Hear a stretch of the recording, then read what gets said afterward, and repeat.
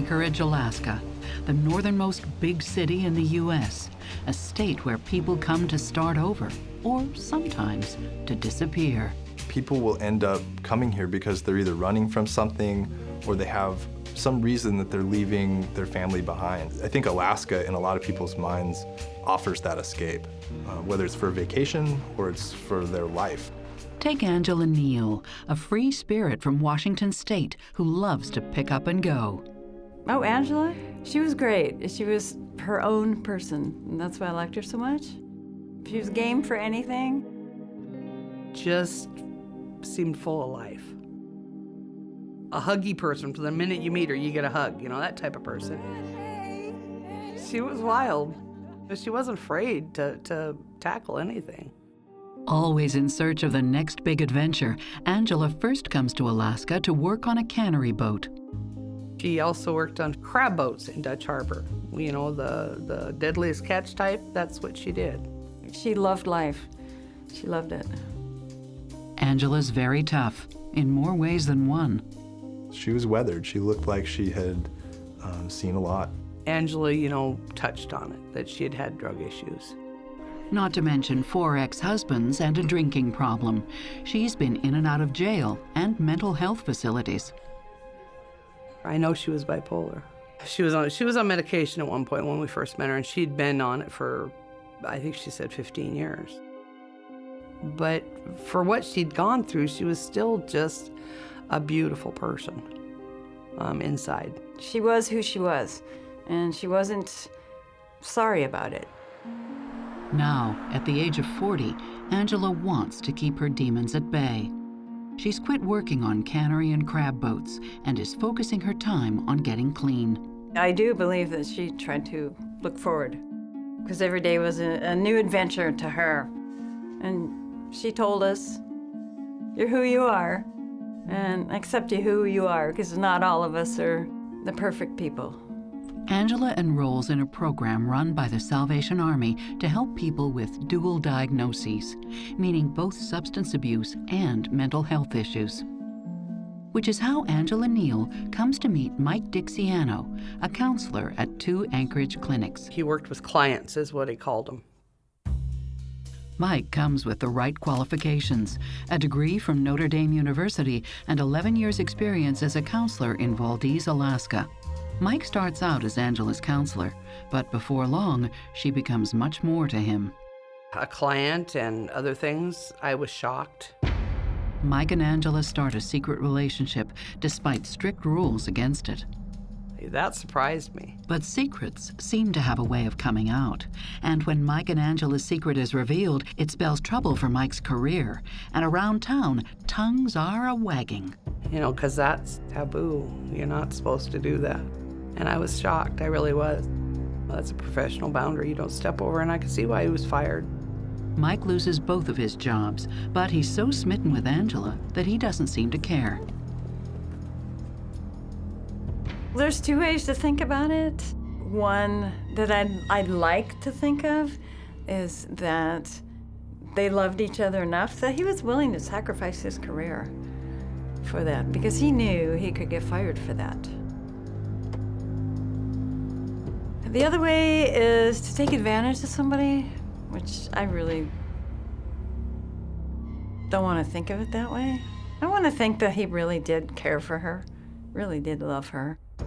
But relationship expert Stacy Kaiser and forensic psychologist Brian Russell see challenges ahead for a relationship that is founded on a serious lapse in judgment. Whenever a rehab relationship involves a patient and a counselor, that's a situation in which exploitation is happening, is unethical, is bad for the patient, is bad care, should never happen. The way the power hierarchy is set up, because he is her counselor and she is the patient, makes him in charge.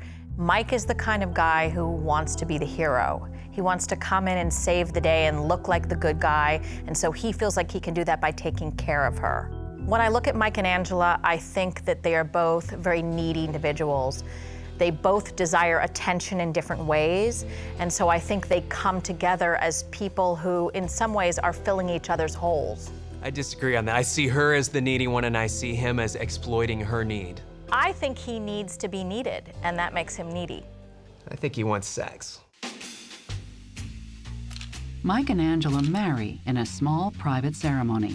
He's 57 and she's 40. I thought it was great because he seemed to be outgoing. She was outgoing. He seemed to care an awful lot about her. The newlyweds have a lot in common, including a love of classic cars. There you go, that's me. That's me.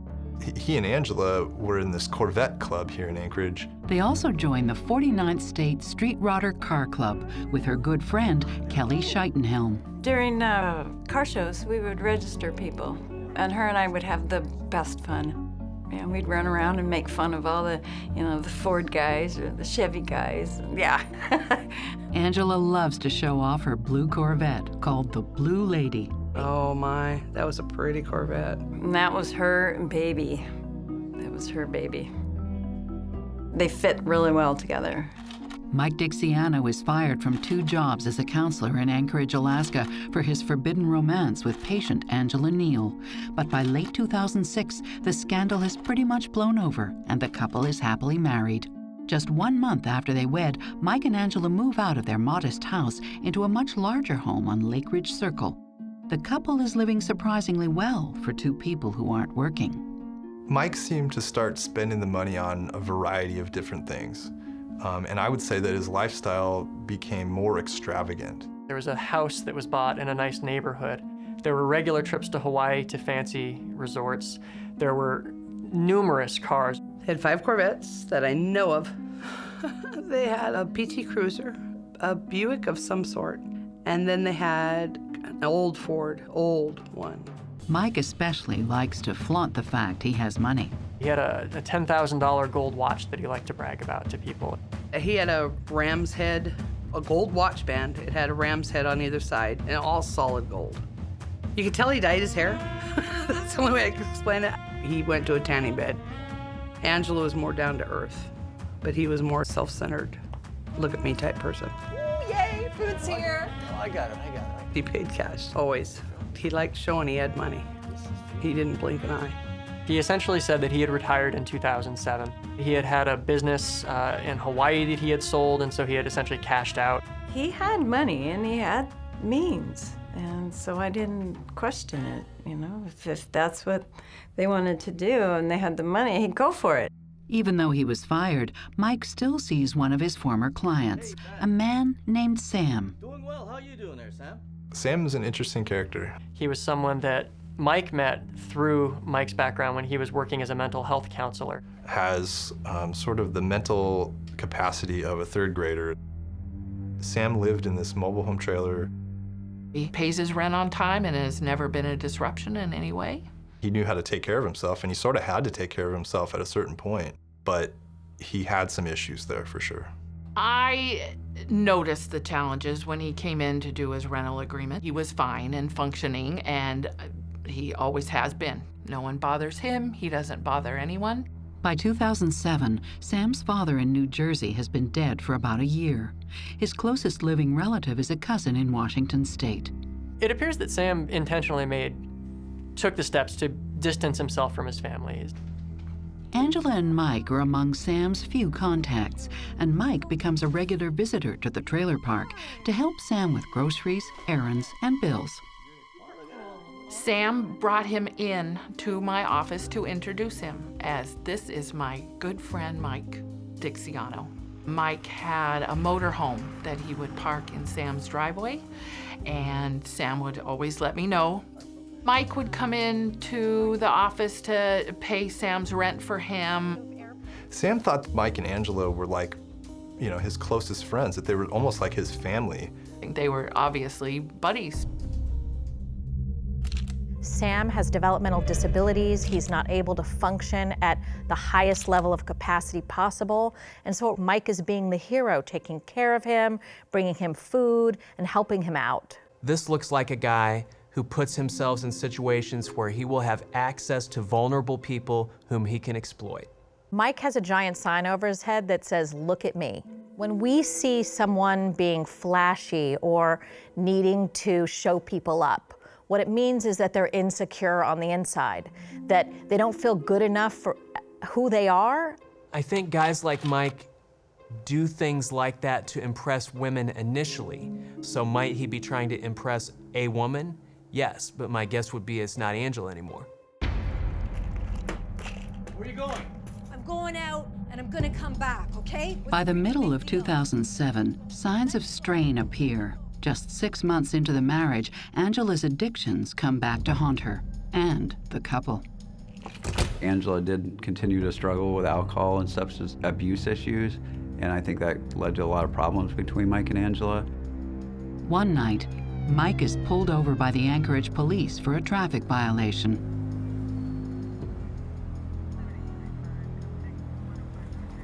Looking for my wife. He explained that he was trying to find Angela, and ultimately they smelled alcohol. Mike stated to the officers that he was attempting to follow his wife Angela. That Angela had been smoking crack for the last 3 days, and she was on her way to the crack house, and he was trying to find out where that was. He appeared to be agitated and angry at Angela. Mike was arrested for DUI. Subsequent to his arrest, a search was conducted of the vehicle he was driving, and 3 handguns were found under the rear seat of the vehicle. The guns are seized, but Mike gets off with a slap on the wrist. Perhaps the officer sympathizes with the fact he has a drug-addicted wife. Angela, however, is arrested several times in the coming months. I think there was a DUI arrest. There were theft arrests for shoplifting. She's been arrested for prostitution. He's going to confront her crack dealer, and he owns guns. It told a lot of her demons. You know, you can't go through the hell that she did in her younger years and adult life and not have them. But is Mike trying to stop Angela's downward spiral or help it along? Angela was in Highland Mountain Correctional Center. During the time that she was serving her sentence, Mike was spending some time on internet dating sites meeting other women. By 2008, Mike Dixiano's wife Angela has been arrested for prostitution on at least 2 occasions, and she's believed to be abusing both drugs and alcohol. Please, I'm going. It's just 2 years after they wed, and Mike oversees every little thing Angela does. Mike's daughter Whitney told us that her dad was controlling over Angela. I remember we went shopping one time and he had given her $25 to spend. She didn't have her own bank account. She didn't have her own credit card or debit card. She didn't have her own money. She didn't have her own vehicles in her own name. She didn't have a cell phone that was in her own. Everything that she had was paid for by Mike. If she wanted something, it was no. But yet they still went on their Hawaii trips. They still, bought cars. Mike even keeps cash in a safe in the house, but doesn't let Angela have any access to it. She was really living, with her hand out to Mike to have the lifestyle that they had. She didn't have any control over that money whatsoever. He controlled every bit of it. Friends and family believe Mike is trying to protect Angela from her self-destructive impulses. At that time, that's what I thought. Because he really harped on that. She's got mental issues, she's got emotional issues. He really talked about that a lot. And I think that was his justification to us, why he controlled her the way he did. I don't know about that. I'm gonna be back in a second, okay? I just gotta get something in the car. There was a record of, and a report made that Angela had pawned his watch, his gold watch. If Angela needed money, she would have to ask Mike for money. And if Mike didn't give her money, Angela would have to go out and get money, only no way she could. That might have been a way for her to get around Mike to get to whatever substance she wanted to abuse. Thank you so much. Bye.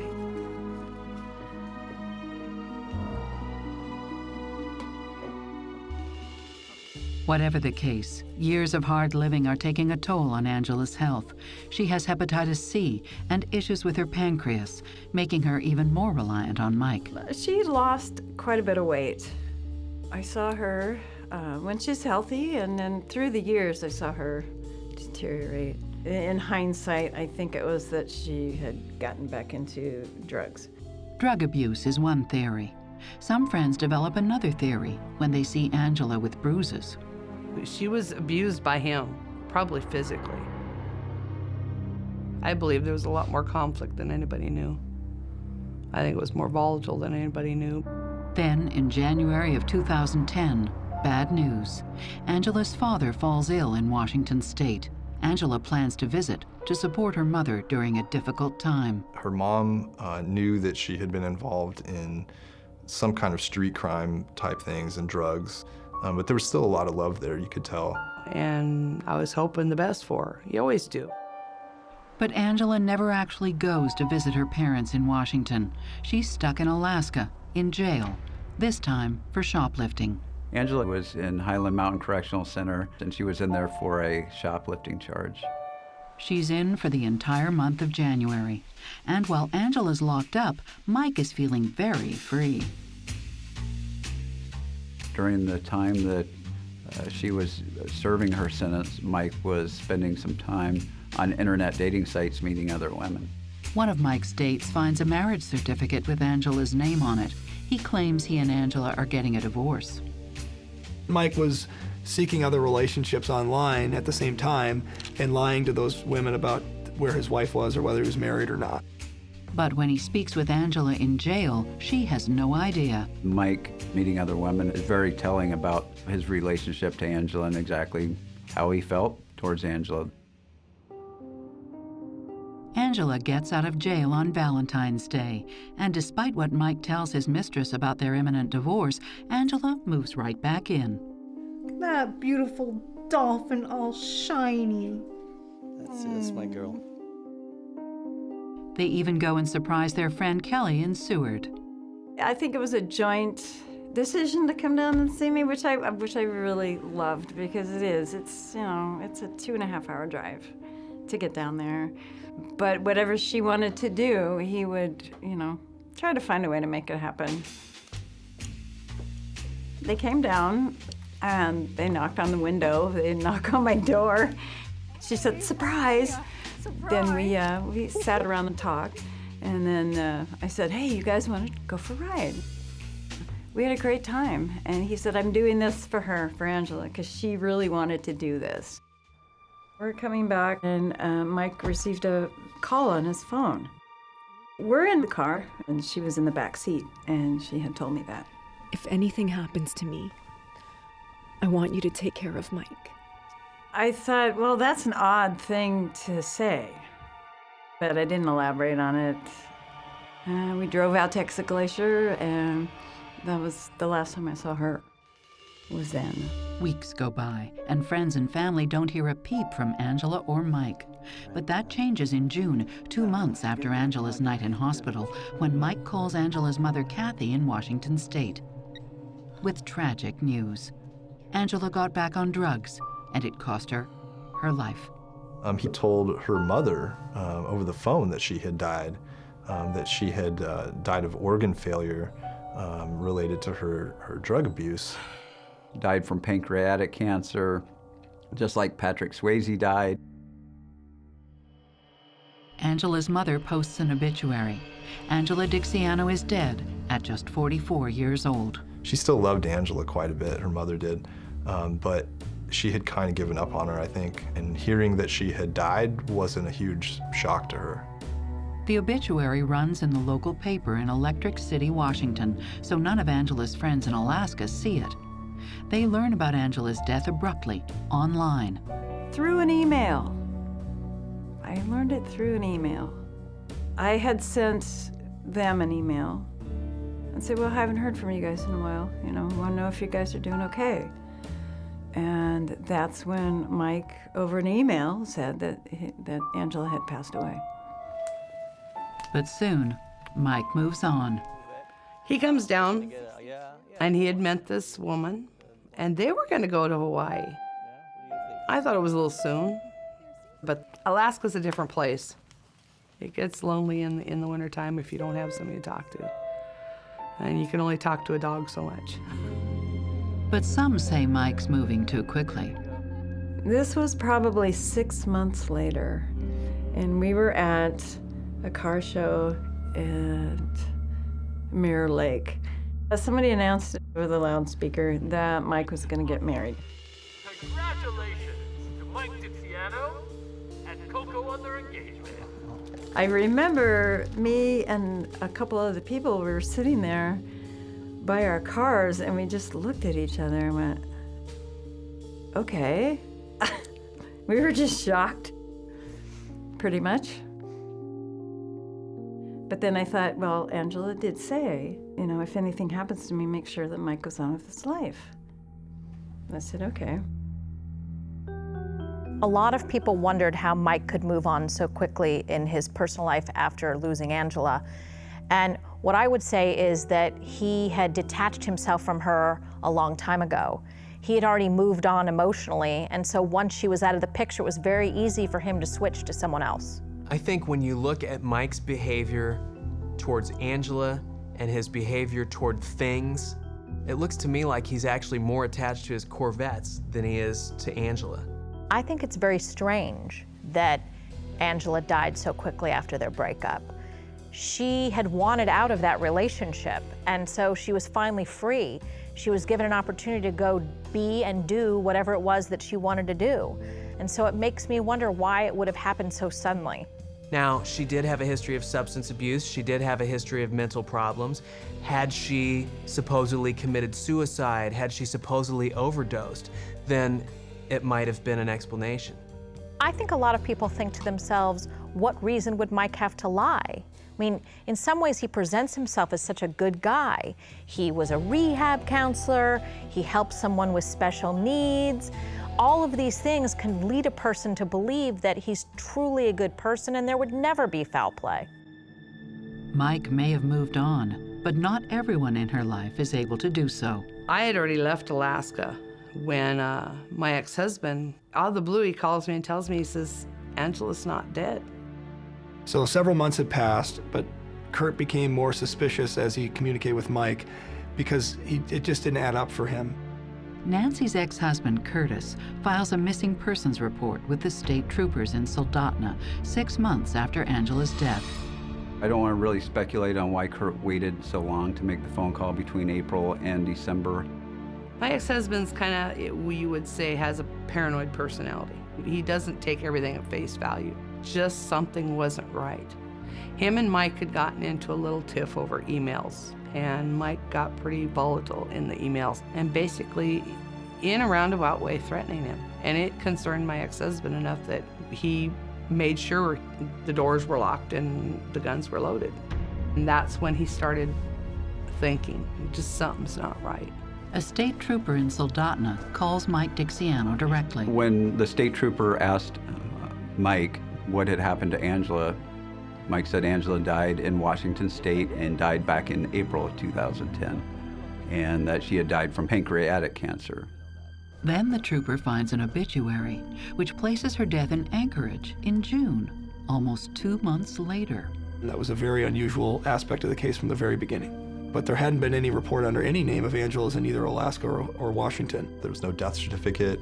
None of the funeral homes had records of cremating an Angela Dixiano. And it just became even more suspicious at that point. Angela Dixiano is reported missing 6 months after her obituary is published.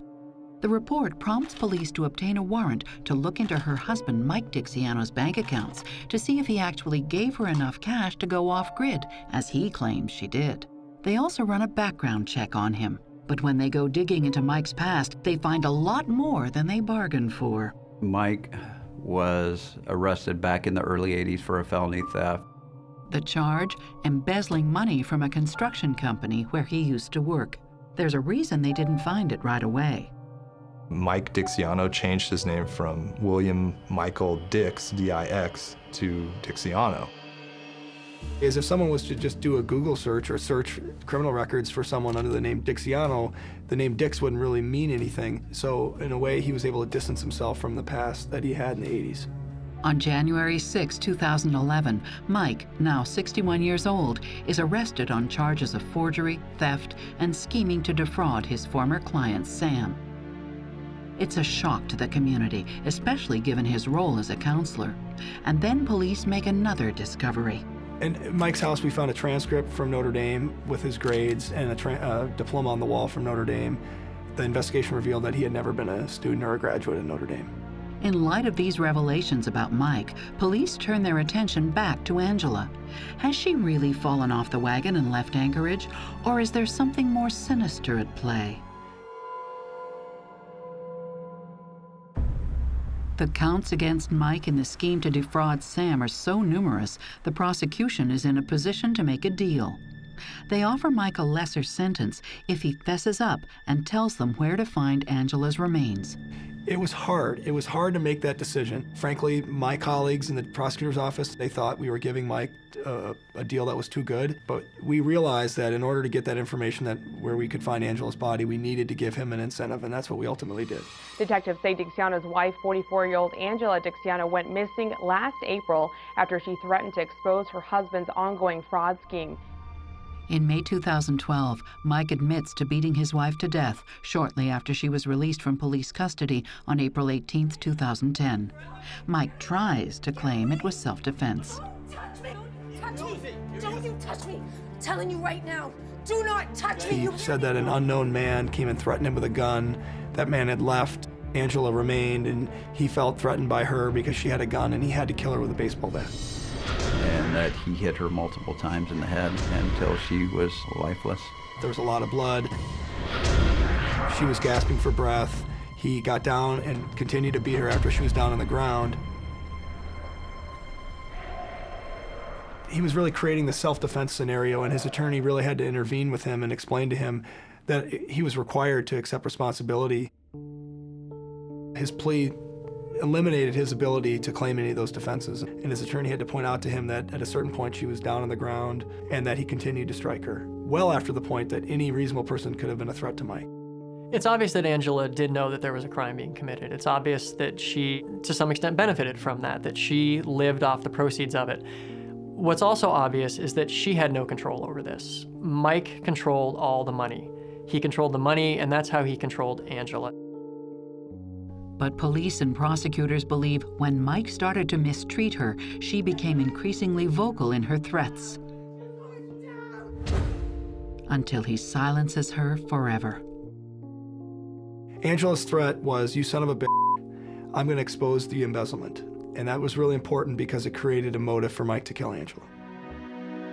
Mike told us that he actually kept Angela's body out in the garage for a couple days before loading her up into the back of the PT Cruiser. He said he didn't get that far, and he ended up just pulling off on the side of the road and dumping her off sort of a steep embankment and then watching her slide down into a resting place in some trees.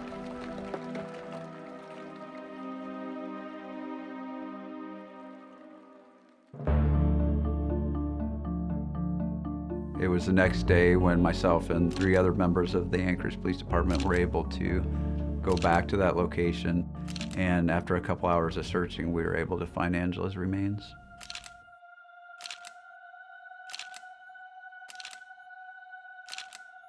Eventually, a DNA test confirms the blood found in the Lake Ridge house is Angela's. And in the autumn of 2012, William Mike Dixiano, 63, is convicted of theft and second-degree murder and sentenced to 20 years in prison.